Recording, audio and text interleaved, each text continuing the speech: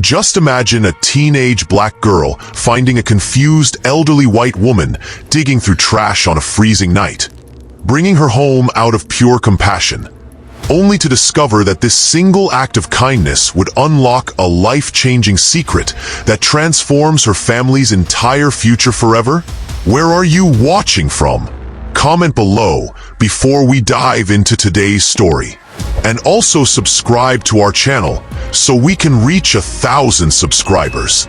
May your days be fruitful as you do so. The cold night air cut through Anna Washington's thin jacket like a knife as she stepped out of the Cedar Falls Public Library. At 17, she was used to walking home alone after her evening job, but tonight felt different. The fog rolled off Mirror Lake, making everything look ghostly and strange. Anna pulled her hood up and hurried down the empty street. Her worn sneakers splashed through puddles as she headed toward the bus stop. All she could think about was getting home to the small apartment she shared with her mother, where a bowl of leftover soup would be waiting. But as Anna turned the corner, she stopped dead in her tracks. Under a flickering streetlight, an old white woman was crouched by a trash can. Her tiny body was swallowed by a torn army coat that was way too big for her. She was digging through the garbage with shaking hands, looking for food. Anna's heart began to race.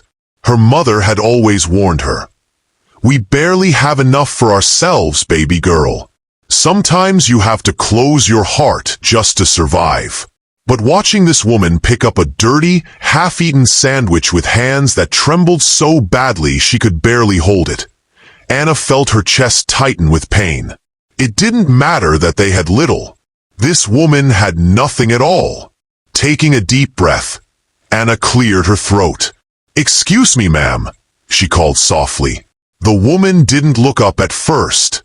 She just kept fumbling with the sandwich like she wasn't sure if it was real. Anna quickly reached into her backpack and pulled out her own untouched sandwich, ham and cheese wrapped in foil, still warm from being pressed between her books all day. "Here," Anna said, stepping closer. "It's fresh. You can have it." Slowly, painfully, the woman lifted her head. Her pale blue eyes, clouded with confusion, met Anna's. For a moment, time seemed to stop. Then, with trembling fingers, she reached out and took the sandwich. "Thank you," she whispered, her voice dry and broken. Anna watched as the woman unwrapped the sandwich with careful hands, taking small, grateful bites. Standing there under the buzzing streetlight, Anna knew she couldn't just walk away. "Ma'am," she said gently, "do you have anywhere to go tonight?" The old woman paused mid-bite, looking up with an expression so lost it made Anna's heart break. She shook her head in a small, uncertain gesture. I don't know," she whispered. "I was walking, and then I couldn't find my way back." Anna crouched down so they were eye level. She could see dirt smudged on the woman's cheek, and the way her eyes darted anxiously to the shadows. "What's your name?" Anna asked softly. The woman frowned, struggling to remember. "Margaret," she said finally. "I think my name is Margaret." Anna glanced at her watch. She would miss the last bus if she stayed much longer. But the idea of leaving this woman alone in the cold felt more wrong than anything she could imagine. She pulled out her phone and texted her mother. "Found an old lady. She's lost. Can I bring her home?" Her heart pounded as she waited. Finally, the screen lit up. "Bring her. I'll make soup. Be careful, baby." Relief flooded through Anna so fast her knees almost gave out. "Come with me," Anna said, reaching out her hand. Margaret stared at it for a long moment, then slowly placed her cold, fragile hand in Anna's. The walk home was slow and careful. Margaret shuffled along, hunched against the cold, clutching the sandwich like a lifeline. Every few steps, she would look around nervously, fear flickering in her eyes. When they finally reached Anna's apartment building, squeezed between a closed laundromat and an old diner, Anna squeezed Margaret's hand gently. "Almost there," she said, trying to keep her voice cheerful even though her heart was racing with nerves. Lights spilled from their kitchen window, and Ruby Washington stood waiting. Anna's mother was still in her scrubs from the clinic, her kind brown face soft with concern as she took in the trembling old woman. Without hesitation, Ruby stepped forward. "Come in, sweetheart," she said in the gentle voice she used with scared patience. "Let's get you warm." Margaret stumbled forward, blinking in the light like someone waking from a bad dream. Her lower lip quivered, and for a moment it looked like she might run back into the night. But then she let herself be led inside. The small apartment wrapped around Margaret like a soft blanket. The kitchen smelled of soup and fresh laundry, and warm yellow light chased away the shadows. Ruby moved quickly, setting a pot on the stove and pulling a clean blanket from the closet. "Sit," Ruby said kindly, guiding Margaret to their old but clean couch. Margaret sank into the worn cushions, her frail body seeming to disappear into the fabric. She pulled the blanket tight around herself, her wide blue eyes darting between Ruby and Anna like she still couldn't believe she was safe. "You're inside now," Anna said, sitting across from her. "No one's going to make you leave." Margaret nodded jerkily, tears gathering in her eyes. Ruby returned with a bowl of steaming chicken soup. "It's not much, but it's warm," she said simply. Margaret took the bowl with trembling hands and stared at it like it was something precious. She blew on it carefully and took a small sip. The change was immediate. Her shoulders sagged with relief as the warmth spread through her body. "Do you remember what happened?" Ruby asked gently. Margaret shook her head slowly. "I was walking by the lake. Then I got lost. I couldn't find my house. It's been 3 days, I think." Anna and Ruby exchanged worried glances. 3 days alone in the cold, confused and scared. "You can stay here tonight," Anna said firmly. "Tomorrow we'll figure it out. Maybe someone's looking for you." Tears spilled down Margaret's cheeks. "Thank you," she breathed. The next morning, sunlight streamed through their thin curtains. Margaret slept curled under Ruby's old quilt while Anna sat nearby with her coffee, watching the old woman breathe peacefully. Ruby was at the kitchen table sorting through bills when Anna had an idea. She grabbed the community bulletin from the bookshelf, the one her mother always picked up from the market, full of local news and advertisements. Anna flipped through the pages quickly, her heart racing. Halfway through, she found it. A missing person notice with a faded photo that made her gasp. The picture showed Margaret, her hair neater and her face fuller, but definitely her. Below it read, "Missing Margaret Sullivan. Last seen 3 days ago near Mirror Lake." "Mom!" Anna called, her voice shaking. "It's her. I found her." Ruby rushed over, her hand covering her mouth as she saw the photo. Below, it was an address in Maple Heights, one of the nice neighborhoods across town. Anna knelt beside Margaret with the paper in her hands. "Miss Margaret," she said gently, "we found something. We know where your home is." Margaret's pale eyes filled with tears as she reached out to touch the paper with her fingertips.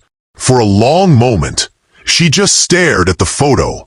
Then, in a voice barely louder than a whisper, she said, "Take me home." The drive across town felt endless. Ruby gripped the steering wheel tightly while Anna sat in the back with Margaret, holding her hand. The old woman clutched the paper with the address, her breathing shallow with anticipation. When they turned onto Maple Heights Drive, everything changed. The houses were bigger and grander, with perfect lawns and white picket fences. Anna's stomach tightened with nerves. "There," Margaret whispered suddenly, pointing to a large white house at the end of the block. Roses climbed up the front porch, and a swing creaked gently in the breeze. Ruby parked at the curb. Anna helped Margaret out of the car, feeling how the old woman's body shook. Not from weakness now, but from hope mixed with fear. Margaret stood for a moment, staring at the house like she was afraid it would disappear. Then, taking a deep breath, she walked slowly up the path, each step filled with quiet determination. Anna and Ruby followed at a distance, their hearts pounding. When Margaret reached the front steps, she lifted a shaking hand and pressed the doorbell. The sound echoed in the morning stillness. The door opened slowly, revealing a woman in her mid-30s with chestnut hair and brown eyes. She stared for a heartbeat. Then her hand flew to her mouth. "Mom!" she gasped, her voice cracking with tears. Margaret's legs gave out, a sob tearing from her throat. The younger woman rushed forward, catching her mother in her arms and holding her so tightly it seemed she might never let go. They clung to each other on the porch, both crying openly. The sound was raw and real and so powerful that Anna had to look away, tears stinging her own eyes. After a long moment, the woman lifted her head, wiping tears from her cheeks. "I'm Sarah," she said, looking at Anna and Ruby with eyes full of gratitude too big for words. "Thank you for bringing her home." Sarah looked between them and her mother, determination sparking in her wet eyes. "Please," she said, "come inside. I want to hear everything." Inside the warm house that smelled of coffee and roses, Sarah gathered everyone in the living room. Margaret sat proudly beside her daughter, while Anna and Ruby listened as Sarah told them how worried she'd been, how she'd searched everywhere. "You didn't just bring my mother home," Sarah said, her voice warm but steady. "You showed us what community really means, how even small kindnesses can change everything." From her place on the couch, Margaret smiled through misty eyes, her fingers clasped around her daughter's. Sarah stepped forward and pressed a thick envelope into Ruby's hands. "This is for you," she said softly, "so you never have to worry about the next step again." She turned to Anna, offering her a folder tied with a gold ribbon. Inside, Anna found a full scholarship offer, not just for her first year of college, but a promise to mentor her and help her dreams come true. Anna gasped, her hand flying to her mouth, while Ruby reached for her daughter, both of them overwhelmed by the magnitude of the gift. But Sarah wasn't finished. She knelt beside Margaret, squeezing her mother's hand, then looked back at them with fierce brightness. "We're starting something new," she said, "a community fund to help families before they fall. In my mother's name, in your honor." Anna's heart thundered against her ribs. Beside her, Ruby's breath caught. "We would be honored to help," Ruby said, her voice thick with emotion. Around that coffee table, in that house full of roses and memories and second chances, promises were made. Not just of money or scholarships, but of hands extended outward, of doors left open, of lights burning against the darkness. They hadn't just saved one woman that night. They had planted the first seeds of a kindness that would grow and spread through the streets of Cedar Falls, creating a quiet revolution of hope. Anna knew in her heart that the real gift wasn't what they had received. It was what they had become part of.